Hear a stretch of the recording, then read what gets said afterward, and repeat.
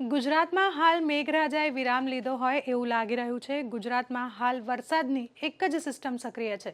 નમસ્કાર, દૂરદર્શનના વેધર અપડેટમાં આપનું સ્વાગત છે। હવામાન વિભાગની આગાહી પ્રમાણે આગામી 7 દિવસ ગુજરાતના તમામ જિલ્લાઓમાં હળવોથી સામાન્ય વરસાદ પડશે। અત્યારે દક્ષિણ ગુજરાતમાં એક ઓફશોર ટ્રફ છે, પરંતુ આ સિસ્ટમ નબળી હોવાના કારણે ગુજરાતમાં હળવોથી મધ્યમ વરસાદ વરસી શકે છે।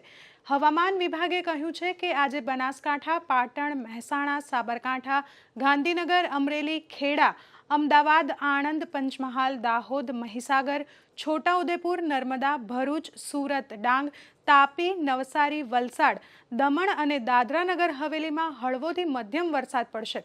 સૌરાષ્ટ્ર અને કચ્છની વાત કરીએ તો સુરેન્દ્રનગર, રાજકોટ, જામનગર, પોરબંદર, જૂનાગઢ, અમરેલી, ભાવનગર, મોરબી, દ્વારકા, ગીર સોમનાથ, બોટાદ અને દીવમાં છૂટાછવાયા સ્થળે હળવોથી મધ્યમ વરસાદ ગાજવીજ સાથે પડી શકે છે। હવામાન વિભાગે આપેલી માહિતી પ્રમાણે ગુજરાતમાં 1 જૂનથી અત્યાર સુધીમાં 506 મિલીમીટર વરસાદ નોંધાયો છે, જે સામાન્ય કરતાં 15% વધારે છે।